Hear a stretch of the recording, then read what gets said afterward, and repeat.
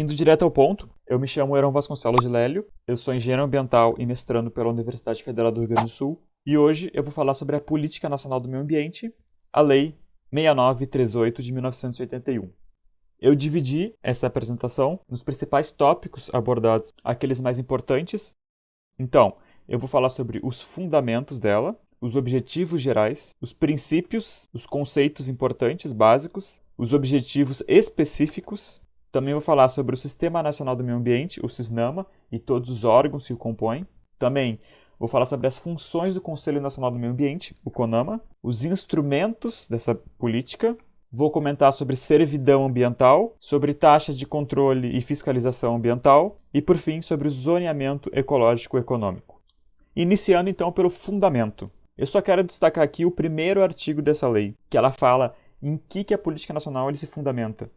E, basicamente, a Política Nacional do Meio Ambiente está fundamentada no artigo 23 e no artigo 225 da Constituição Federal. Para quem não sabe, eu tenho um vídeo específico voltado sobre o meio ambiente na Constituição de 88. E eu falo sobre o que os artigos 23 e 225 da Constituição versam a respeito. Aqui, o importante a gente saber é que, na Política Nacional do Meio Ambiente, o artigo 23 e o artigo 225, eles fundamentam a sua origem.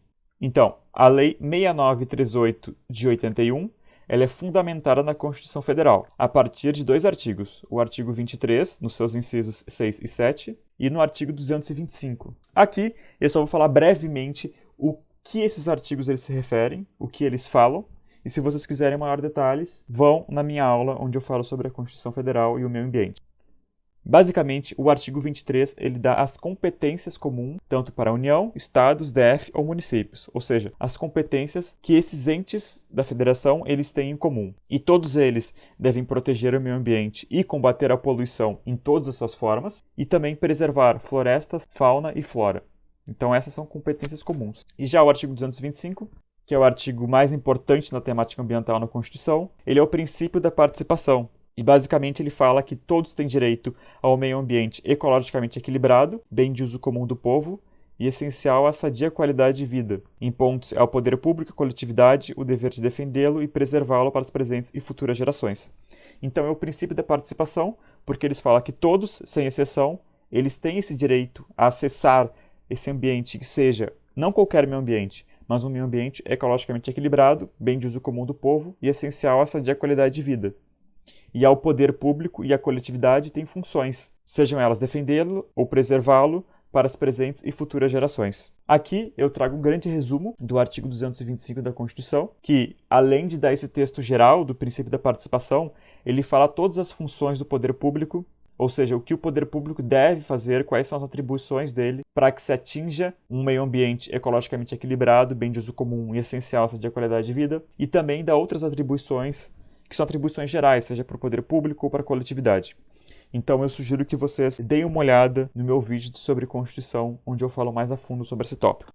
Bom, mas continuando, nós vimos os fundamentos da Política Nacional do Meio Ambiente e agora podemos prosseguir com os demais itens. Começando então pelos objetivos gerais. O objetivo geral da Política Nacional do Meio Ambiente é a preservação, melhoria e recuperação da qualidade do meio ambiente, visando assegurar o desenvolvimento socioeconômico, interesses de segurança nacional e proteção da dignidade da vida humana. Portanto, objetivo geral: preservar, melhorar e recuperar a qualidade do meio ambiente, com o objetivo de quê? De assegurar o desenvolvimento socioeconômico, interesses de segurança nacional e proteção da dignidade da vida humana. Portanto, a qualidade do meio ambiente deve ser preservada, ou seja, deve ser mantida como está, deve ser melhorada e também deve ser recuperada. Isso tudo visando assegurar desenvolvimento socioeconômico, interesses de segurança nacional e proteção da dignidade da vida humana. Então, preservação, melhoria e recuperação da qualidade do meio ambiente. Tudo isso voltado para desenvolvimento socioeconômico, interesses de segurança nacional e proteção da dignidade da vida humana. Agora vamos ver os princípios dessa política.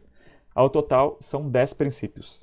O primeiro deles, ação governamental na manutenção do equilíbrio ecológico. Ou seja, esse princípio basicamente estabelece que o governo ele deve ter ações, ele deve ser proativo nessa manutenção do equilíbrio ecológico. Isso por quê? Porque o meio ambiente é um patrimônio público e ele serve como uso coletivo. Então ele deve ser usado de forma coletivamente e, por isso, um dos princípios é a ação governamental para reger essa manutenção do equilíbrio ecológico.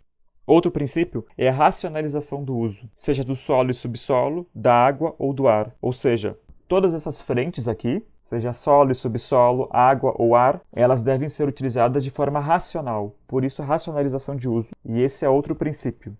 Então, qualquer exploração econômica que se valha a partir desses elementos, ela deve ser feita de forma racional. Então, esse é um princípio que rege a Política Nacional do Meio Ambiente. Outro princípio, planejamento e fiscalização do uso de recursos ambientais. Então, além de serem usados de forma racional, os recursos ambientais eles devem ser utilizados e fiscalizados por alguém. Por isso, a gente precisa de planejamento e fiscalização. Então, ao mesmo tempo que os recursos ambientais do Brasil são utilizados, eles devem ser planejados e fiscalizados. Porque, claro, precisa ter um controle do uso de recursos ambientais. Outro princípio, proteção de áreas ameaçadas de degradação, educação ambiental em todos os níveis, recuperação de áreas degradadas. Ou seja, se tiver algum sítio degradado, alguma área degradada, um dos princípios da Política Nacional do Meio Ambiente diz que essa área degradada deve ser recuperada até uma forma de utilização qualquer, de acordo com um plano pré-estabelecido. Ou seja, tu tem uma área degradada e essa área, por estar degradada, ela não tem uso nenhum.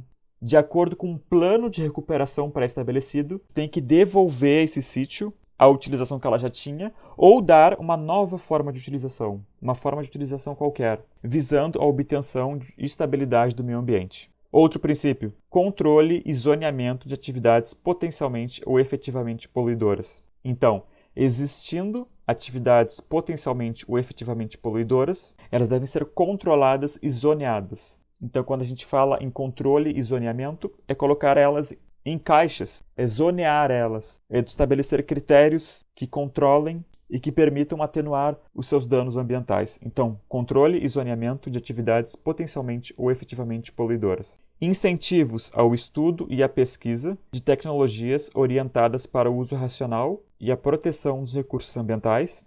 Então, incentivos ao estudo e pesquisa de tecnologias que sejam voltadas para o uso racional e a proteção dos recursos ambientais e proteção dos ecossistemas, preservação de áreas representativas. Porque, claro, um país como o Brasil, um país continental como o Brasil, ele tem muitas áreas representativas, ou seja, são ecossistemas próprios, ecossistemas com características próprias, e essas áreas representativas, elas devem ser preservadas. E é claro, por isso que necessita da proteção dos ecossistemas. E o princípio final, o acompanhamento do estado de qualidade ambiental. Então, tu acompanhar como está a qualidade ambiental do país é um dos princípios. Claro, tem que ser monitorada essa qualidade, até para se entender a situação atual do país. Então, aqui estão todos os princípios resumidos e listados: a ação governamental na manutenção do equilíbrio ecológico, a racionalização do uso dos recursos, seja do solo e subsolo, água ou ar, planejamento e fiscalização do uso de recursos ambientais, proteção de áreas ameaçadas de degradação, educação ambiental em todos os níveis, recuperação de áreas degradadas, controle e zoneamento de atividades potencialmente ou efetivamente poluidoras, incentivo ao estudo e pesquisa de tecnologias para o uso racional e proteção dos recursos ambientais, proteção dos ecossistemas, as áreas representativas, e acompanhamento do estado de qualidade ambiental. Agora vamos aos conceitos, os conceitos mais importantes apresentados. Primeiro, o conceito de meio ambiente. O que é meio ambiente, de acordo com a Política Nacional de Meio Ambiente? Bom, é o conjunto de condições, leis, influências e interações, seja de ordem físicas, químicas ou biológicas, que permitem, abrigam e regem a vida em todas as suas formas. Então, o meio ambiente é esse conjunto tanto de condições, de leis, influências e interações, e tanto as condições, leis, influências e interações, elas são responsáveis por permitir, abrigar e reger a vida em todas essas formas. E claro, é importante lembrar que essas condições, leis, influências e interações podem ser tanto de ordem física, química ou biológica. Outro conceito importante é o de recursos ambientais. Nesse caso, quais seriam os recursos ambientais? Primeiro, a atmosfera. Segundo, as águas interiores. Terceiro, o mar territorial, águas superficiais ou subterrâneas, estuário, solo e subsolo e elementos da biosfera. Então, Aqui estão citados todos os recursos ambientais que são considerados pela Política Nacional do Meio Ambiente. Primeiro, a atmosfera. Então, a gente percebe que, por a atmosfera ser um recurso ambiental, é claro que a abrangência da lei ambiental brasileira ela não está restrita somente a nível superficial. Até por isso que existem leis que versam sobre controle da poluição atmosférica, controles de fonte fixa, padrões de emissão.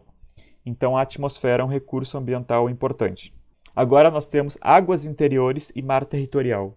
Águas interiores são aquelas que estão localizadas antes de uma linha base do mar territorial, e mar territorial vai desde a linha base até 12 milhas marítimas. Mas o que seria essa linha base? É uma linha imaginária estabelecida ao longo da costa de um país. De forma geral, a gente pode falar que a linha de base corresponde à linha da maré baixa ao longo da costa. Ou seja, a linha de base é traçada a partir da costa de um país durante o evento da maré baixa, ou seja, quando a maré, durante seu ciclo, está no seu estágio mais baixo. Então, a partir disso, é traçada a linha de base. Ou a linha de base é traçada quando, por exemplo, a costa é recortada, ou existe a presença de ilhas enseadas, e nesse caso são traçadas linhas retas que ligam os pontos mais salientes da costa. Seria, por exemplo, esse caso aqui, em que a linha de base ela não necessariamente está grudada à costa na menor maré, mas sim ela está fazendo contorno e ligando os pontos salientes da costa, como no caso de ilhas ou enseadas, por exemplo. Então, agora que a gente definiu o que é linha base, o mar territorial é simples.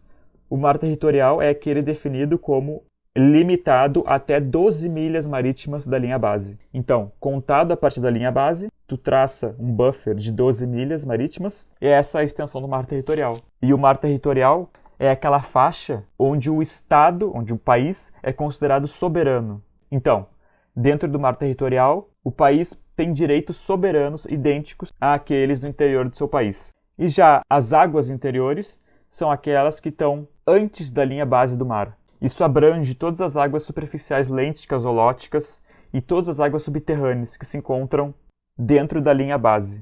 Então, só para resumir, tendo a linha base, 12 milhas marítimas para fora da linha base é o mar territorial. E para dentro da linha base são as águas interiores. Continuando a ver os recursos ambientais, nós temos águas superficiais ou subterrâneas, o estuário que é aquela região de transição entre água doce e água salgada, e por causa disso, é uma região de águas salobras, que tem uma biodiversidade muito característica, e por isso são zonas ecologicamente muito importantes. Aqui nós temos um exemplo de uma representação do que seria um estuário, o rio desembocando em direção ao mar, então essa zona de transição é um estuário. E aqui uma imagem da Lagoa dos Patos, no litoral sul do Rio Grande do Sul, onde existe uma transição da Lagoa dos Patos até o Oceano Atlântico, que caracterizaria também um estuário. Solo e subsolo também são recursos ambientais e elementos da biosfera, sejam eles abióticos ou bióticos. Então, não só seres vivos, mas também seres abióticos são considerados recursos ambientais. Então, nós temos aqui todos os recursos ambientais considerados pela Política Nacional do Meio Ambiente. A atmosfera, as águas interiores, o mar territorial, as águas superficiais ou subterrâneas, os estuários, solo e subsolo e elementos da biosfera, sejam eles abióticos ou bióticos. Outro conceito importante é o conceito de poluição. É a degradação da qualidade ambiental devido às atividades humanas. Então, poluição é a degradação da qualidade ambiental em função das atividades humanas. É importante saber que degradação da qualidade ambiental é o mesmo que alteração adversa do meio ambiente. Então, a poluição é a degradação da qualidade ambiental devido às atividades humanas. E essas atividades humanas são caracterizadas como poluição quando, direta ou indiretamente, prejudiquem a saúde, a segurança e o bem-estar da população, criem condições adversas às atividades sociais e econômicas, afetem desfavoravelmente a biota, afetem as condições estéticas ou sanitárias do meio ambiente, lancem matéria ou energia em desacordo com padrões ambientais estabelecidos. Então a gente percebe que a poluição ela pode ocorrer de diferentes maneiras. Essa degradação da qualidade ambiental pode se manifestar de diferentes formas. Não necessariamente poluição é somente quando existe matéria ou energia em desacordo com padrões ambientais. É também quando, por exemplo, prejudicar a saúde, a segurança e o bem-estar, quando criar condições adversas às atividades sociais e econômicas, quando afetar desfavoravelmente a biota, e quando afetar as condições estéticas ou sanitárias do meio ambiente. Então é importante ter em mente que qualquer um desses itens pode caracterizar poluição ambiental.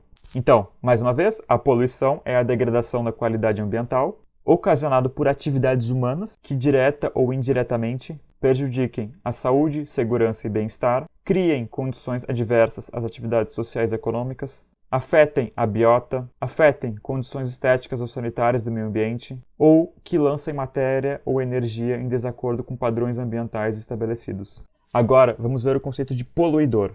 O poluidor é a pessoa física ou jurídica, de direito público ou privado, que direta ou indiretamente causa degradação ambiental. Então, a gente vê que o poluidor não é restrito somente à pessoa física. Também pode ser empresas, por exemplo, por isso pessoas jurídicas. E também, tanto do direito público ou privado, que, direta ou indiretamente, cause degradação ambiental, ou seja, a alteração adversa do meio ambiente.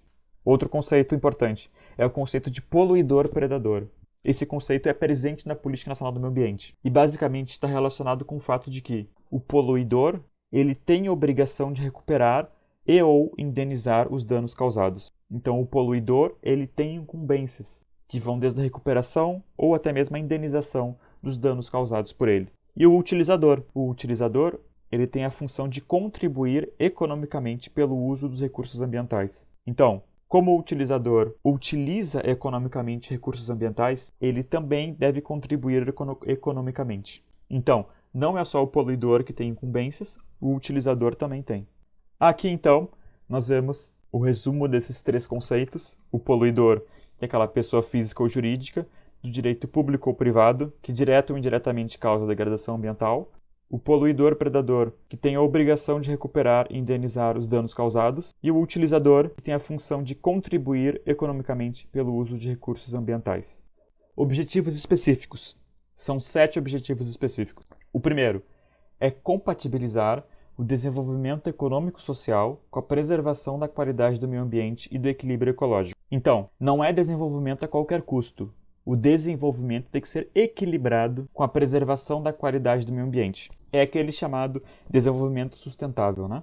Segundo objetivo específico, estabelecer critérios e padrões de qualidade ambiental e normas de uso e manejo de recursos naturais. Então, o estabelecimento de critérios e padrões de qualidade ambiental e também normas. Então, claro, a qualidade ambiental, para tu manter, preservar e melhorar a qualidade ambiental, tu precisas de critérios e padrões orientativos. Terceiro objetivo, definir áreas prioritárias para a conservação.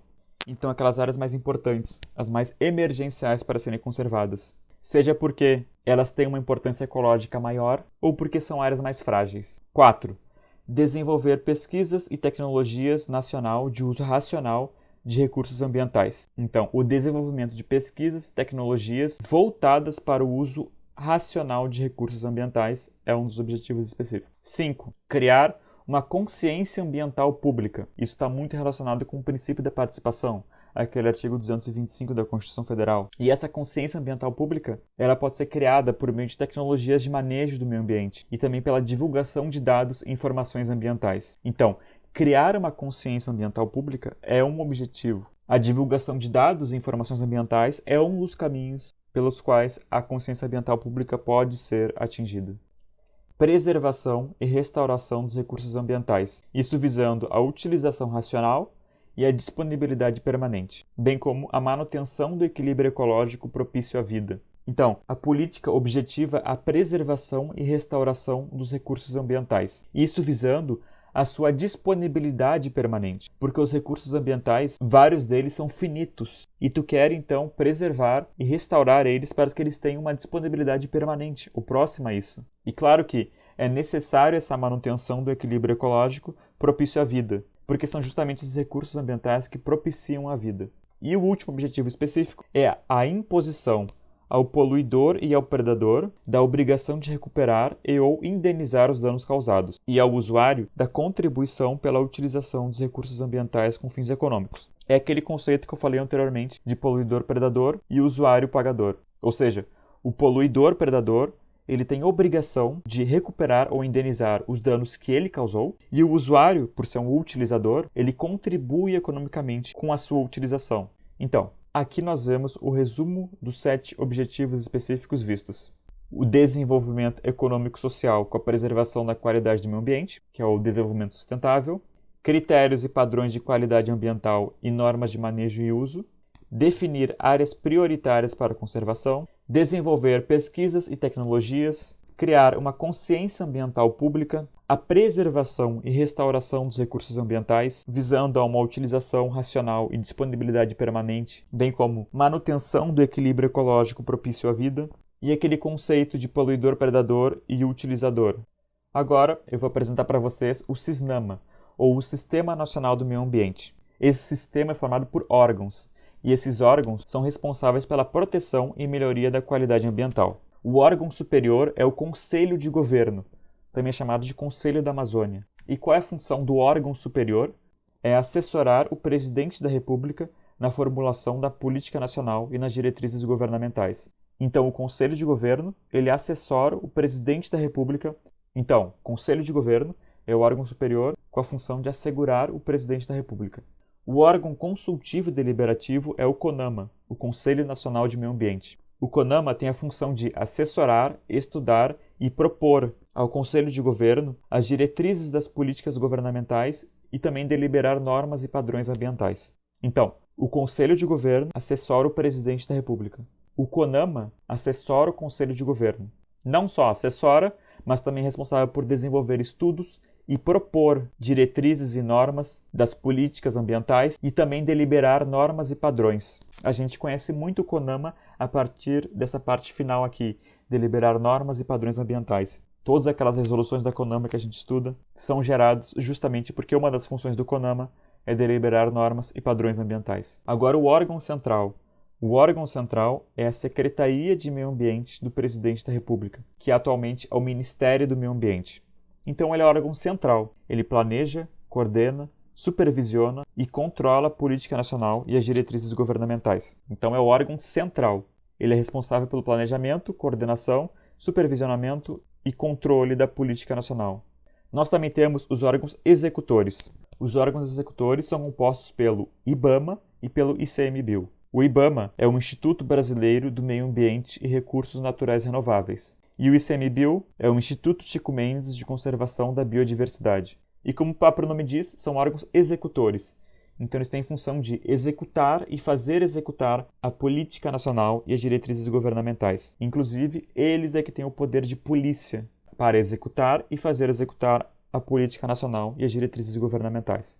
E agora, os 2 órgãos de escala menor que nós temos são os órgãos seccionais, que são os órgãos ou entidades estaduais competentes, que a função deles é elaborar normas supletivas e complementares e padrões relacionados com o meio ambiente, respeitando o estabelecido pelo CONAMA, ou seja, os órgãos estaduais são os órgãos seccionais. E eles podem elaborar normas supletivas e complementares ao que foi estabelecido pelo CONAMA. Só que, claro, respeitando o que foi estabelecido. Eles podem, então, formular normas mais restritivas, mas nunca menos restritivas do que foi estabelecido pelo CONAMA. E, por fim, os órgãos locais, que é a mesma coisa que os órgãos seccionais, só que, neste caso, a nível municipal. Eles também têm a função de elaborar normas supletivas e complementares de padrões relacionados com o meio ambiente, só que, claro, também respeitando o estabelecido pelo CONAMA. Então, relembrando, o órgão superior é o Conselho de Governo ou Conselho da Amazônia. O órgão consultivo e deliberativo é o Conselho Nacional de Meio Ambiente, ou CONAMA. O órgão central é o Ministério do Meio Ambiente. Os órgãos executores é o IBAMA e o ICMBio. Os órgãos seccionais são os órgãos estaduais. E os órgãos locais são os órgãos municipais. E a função de cada um deles, bom, resumindo, o Conselho da Amazônia assessora o Presidente da República. O CONAMA assessora o Conselho da Amazônia e também está relacionado principalmente com a criação de normas e padrões. O órgão central, o Ministério do Meio Ambiente, ele planeja, coordena, supervisiona e controla. Os órgãos executores, o IBAMA e o ICMBio, executam e fazem executar a política ambiental. E os órgãos seccionais e locais, que são os órgãos estaduais e municipais, eles estabelecem normas supletivas e complementares de acordo com o seu nível de atuação. Agora vamos ver especificamente sobre o Conselho Nacional de Meio Ambiente. Quais são as atribuições do CONAMA? Essas atribuições são todas bem definidas pela Política Nacional do Meio Ambiente. E são elas: Primeiro, estabelecer normas e critérios. Essa é a função mais conhecida do CONAMA. E essas normas e critérios, elas servem tanto para o licenciamento de atividades efetivas ou potencialmente poluidoras, ou seja, o CONAMA pode estabelecer normas e critérios que eles versam sobre a temática de licenciamento de atividades efetivas ou potencialmente poluidoras. Isso desde a instalação, acompanhamento ou fiscalização dessas atividades. E essas normas e critérios, elas são estabelecidas mediante proposta do IBAMA.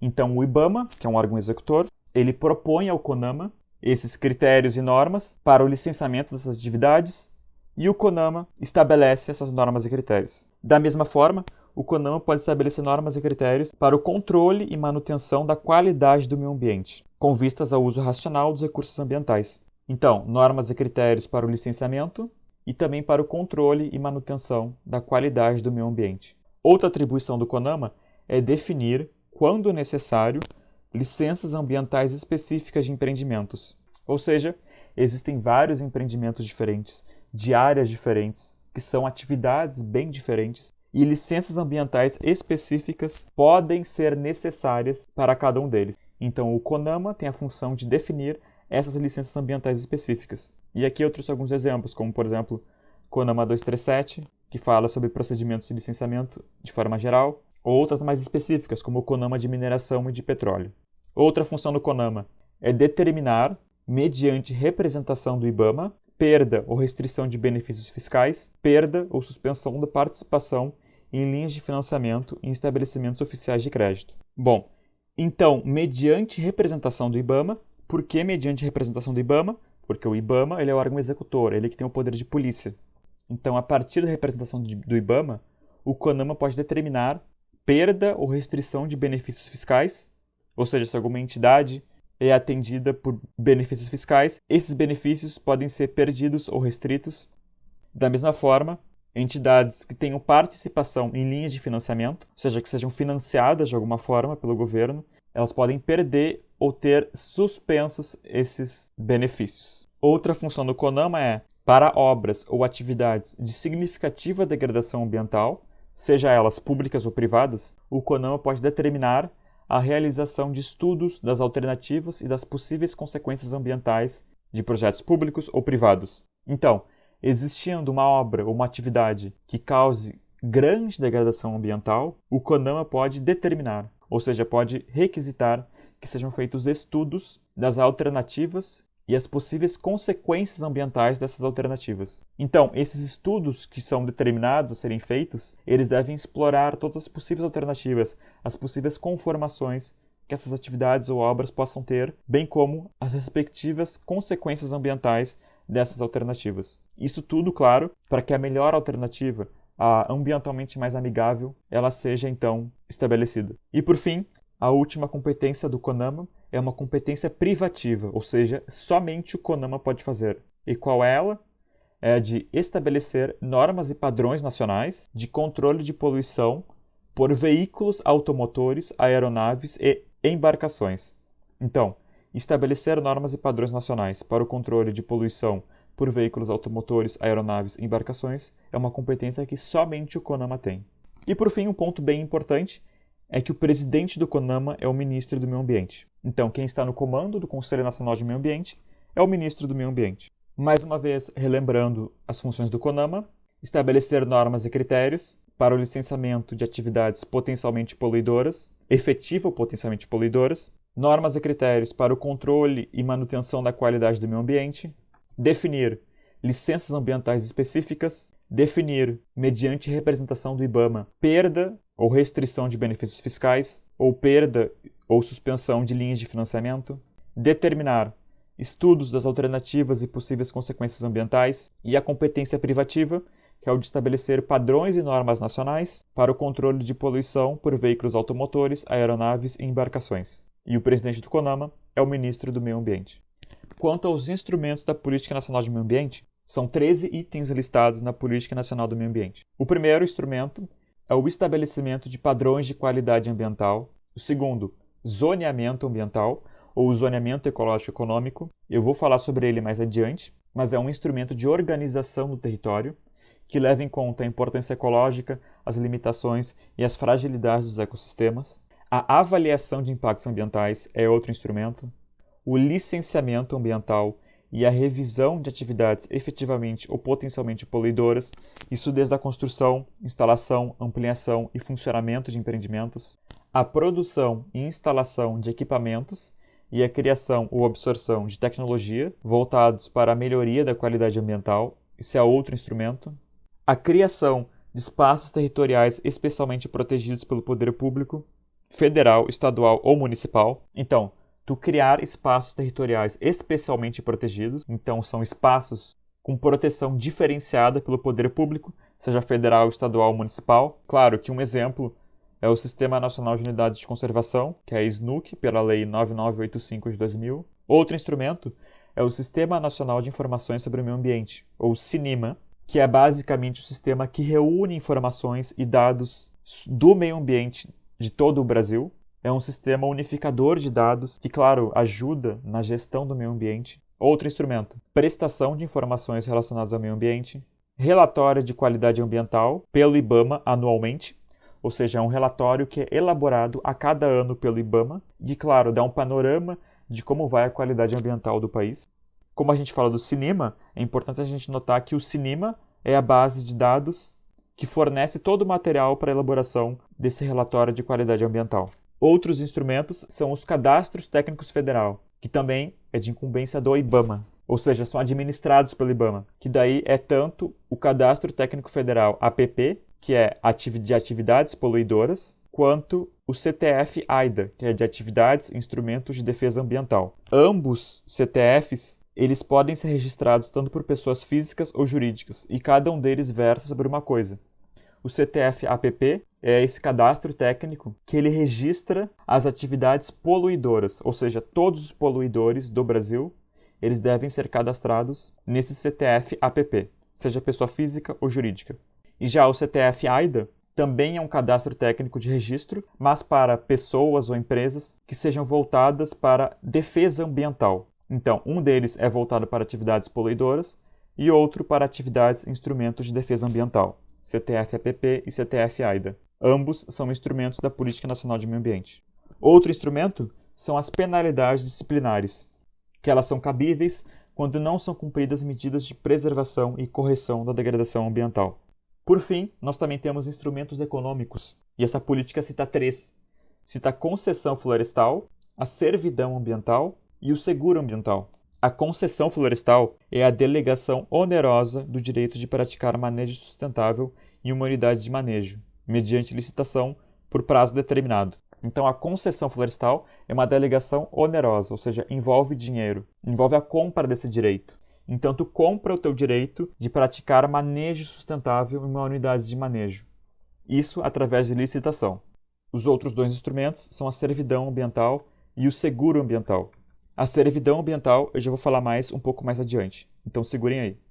Aqui então nós temos resumo de todos os instrumentos citados. Os padrões de qualidade ambiental, zoneamento ecológico econômico, que também eu vou falar mais adiante, avaliação de impactos ambientais, o licenciamento de atividades potencialmente poluidoras, a produção, instalação, criação e absorção de tecnologias voltadas para a melhoria da qualidade ambiental, a criação de espaços territoriais especialmente protegidos, o Sistema Nacional de Informações sobre o Meio Ambiente, o SINIMA, a prestação de informações sobre o meio ambiente, o relatório de qualidade do meio ambiente, o Cadastro Técnico Federal de Atividades Potencialmente Poluidoras e o Cadastro Técnico Federal de Atividades e Instrumentos de Defesa Ambiental, as penalidades disciplinares e os instrumentos econômicos, como a concessão florestal, servidão ambiental e o seguro ambiental.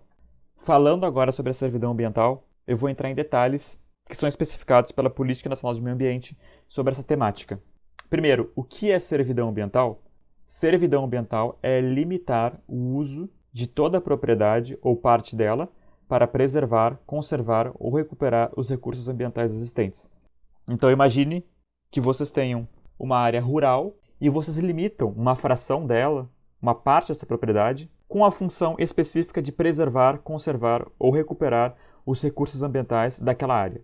Então, vocês reservam aquela área justamente com a função de preservar, conservar ou recuperar os recursos. Esse é um instrumento público ou particular, ou mesmo por termo administrativo firmado perante órgão integrante do CISNAMA. Então, é firmado perante órgão integrante do CISNAMA. Então, pode ser, por exemplo, firmado perante os órgãos seccionais, os órgãos locais, por exemplo.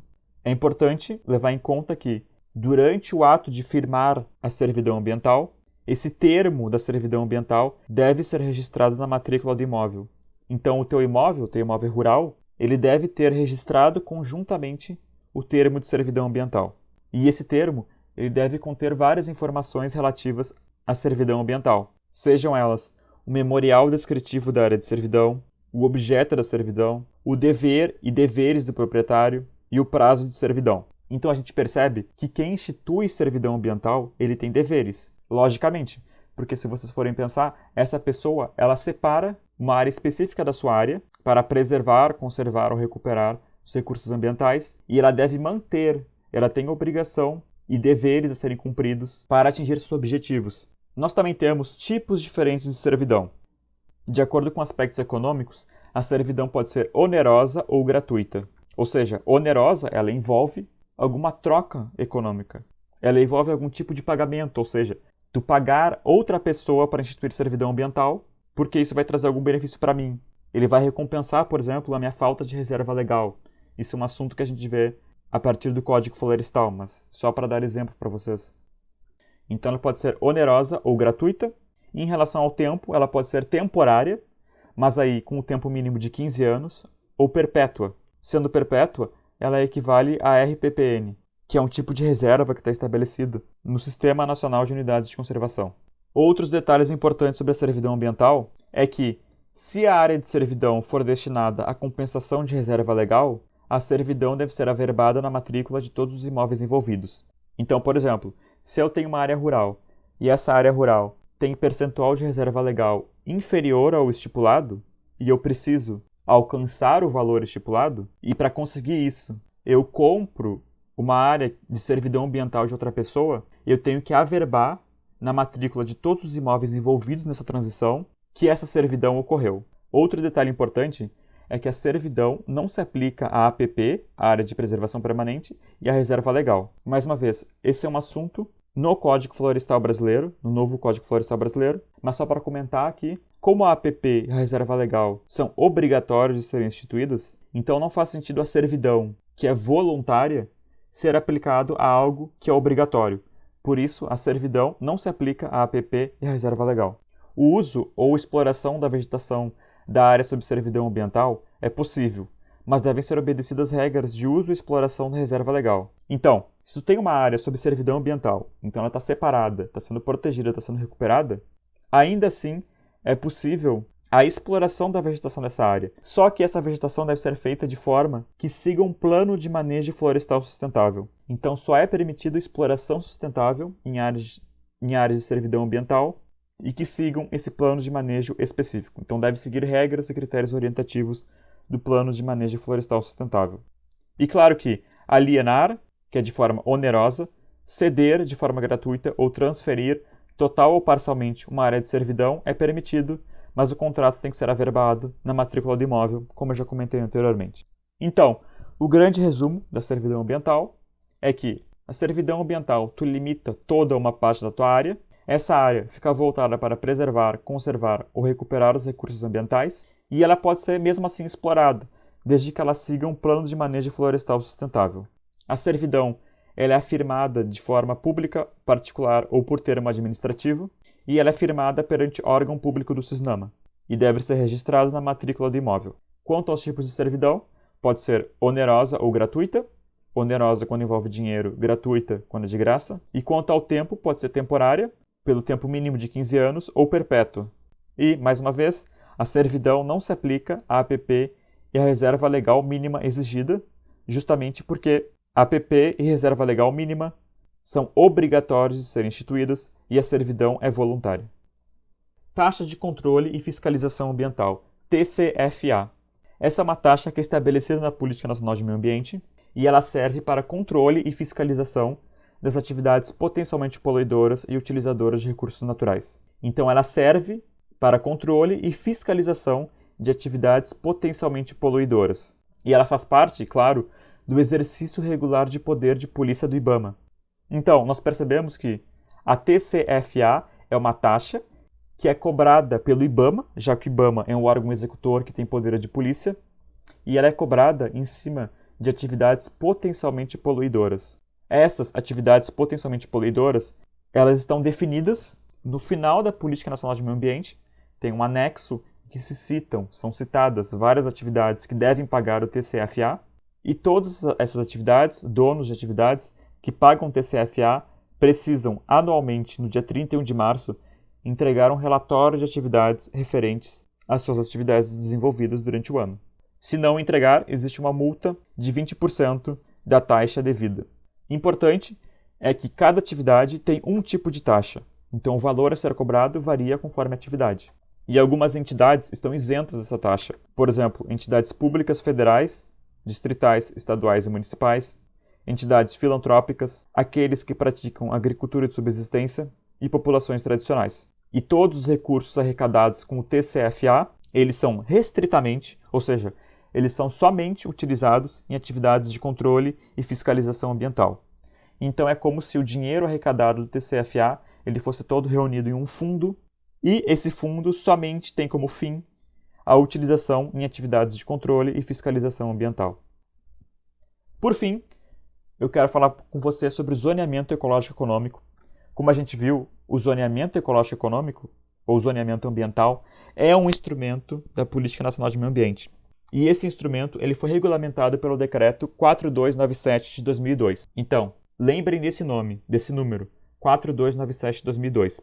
Ele é o decreto que dá todas as funções e objetivos, princípios do zoneamento ecológico econômico, e é a partir deles que eu vou fazer um resumo do que é zoneamento ecológico econômico. Basicamente, o zoneamento ecológico econômico é um instrumento de organização no território, ou seja, ele serve para distribuir espacialmente as atividades econômicas do nosso país. Então, o zoneamento ecológico econômico ele divide o território em zonas homogêneas e com características mais semelhantes possíveis, segundo os princípios de utilidade e da facilidade. Então, o zoneamento divide o território em zonas. Essas zonas elas são homogêneas, ou seja, são semelhantes entre si. Elas têm características em comum. E os princípios da utilidade, ou seja, que essa delimitação traga utilidade e aumente a felicidade das pessoas que estão em jogo, elas devem também ser favorecidas com isso. E o princípio da facilidade. Toda essa organização é feita para se atingir medidas e padrões de proteção ambiental, ou seja, preservar e melhorar a qualidade ambiental dos recursos hídricos e do solo e também conservar a biodiversidade, ao mesmo tempo que promove a manutenção do capital e dos serviços ambientais e ecossistêmicos. Então, o zoneamento ecológico econômico, ao mesmo tempo que permite que o desenvolvimento econômico possa continuar, ele também contribui para a proteção ambiental. Então, o objetivo geral do zoneamento é organizar de forma vinculada, isso é bem importante, de forma vinculada, as decisões de agentes públicos e privados. Por que de forma vinculada? Porque as decisões de agentes públicos e privados não devem ser feitas de forma isoladas. Ou seja, um decide uma coisa e o outro decide outra e eles não conversam entre si. Tem que existir um vínculo, um elo, porque assim tu consegue desenvolver economicamente suas atividades ao mesmo tempo em que causa menor prejuízo ao meio ambiente. Então, é uma forma de organizar de forma vinculada. E esse é um processo obrigatório de ser cumprido em atividades que causam potencial ou grande degradação ambiental. E como eu já falei, ela serve para compatibilizar o crescimento econômico e a proteção dos recursos naturais. E é feita a partir de ampla participação democrática, valorizando o conhecimento científico multidisciplinar. É, portanto, um instrumento obrigatório na implantação de planos, obras e atividades públicas e privadas que direta ou indiretamente usem recursos ambientais. Aqui eu trouxe um exemplo de zoneamento em 2004 no litoral de São Paulo, onde a gente pode perceber que pelas cores existem diferentes zonas e cada uma dessas zonas ela tem suas próprias características socioambientais, ou seja, tanto características naturais quanto características da população, características sociais. Então são zonas homogêneas. Cada uma dessas zonas tem características em comum. Bom, e o zoneamento ecológico econômico segue alguns princípios. Eu vou citar eles aqui.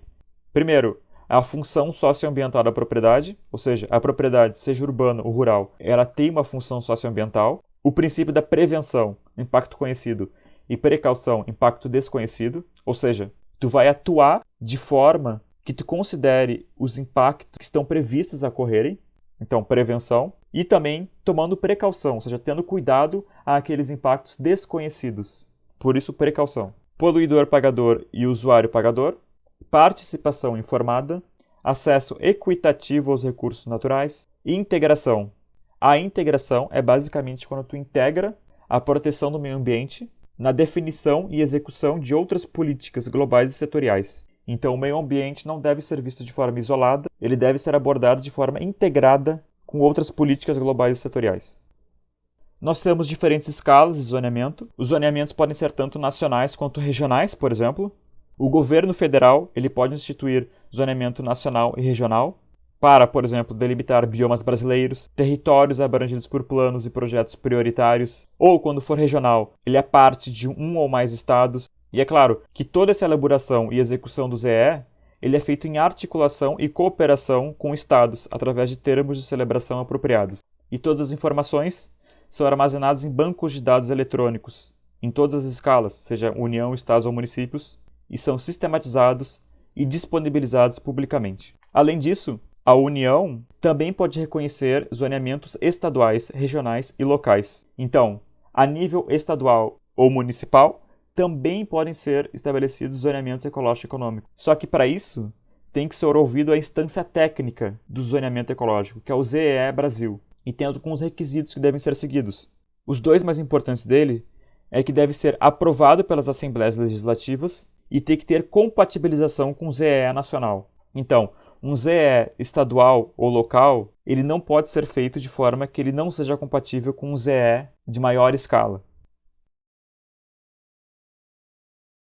Existem diretrizes que o zoneamento ecológico-econômico deve seguir. Por exemplo, as atividades devem ser adequadas à zona em relação às suas fragilidades. Então, isso é aquela integração entre atividades econômicas e meio natural, necessidade de proteção biótica e abiótica, áreas protegidas, critérios orientativos para o uso dos recursos naturais. Então, cada zona definida vai ter seus critérios que orientam a exploração dos recursos naturais, de acordo com suas características, desenvolvimento ecológico e economicamente sustentável do setor rural, medidas de controle para áreas de conflito e programas e projetos dos governos federal, estadual e municipal. Um ponto bem importante é que, após definidas essas zonas, é possível elas serem alteradas. Essa alteração pode ocorrer após 10 anos da criação dessa zona. Então, passados 10 anos, a zona pode ter seus limites alterados. Só que, se for para aumentar o rigor de proteção daquela zona, então não há prazo. Então, se tu quer aumentar o rigor de proteção àquele zoneamento ambiental, ele pode ser feito a partir de qualquer prazo. Caso contrário, é somente após 10 anos da criação desse ZEE. E essa alteração é feita a partir de processo legislativo, não podendo reduzir o percentual de reserva legal e áreas protegidas. Então, para finalizar, eu vou mostrar para vocês o grande resumo do zoneamento ecológico-econômico.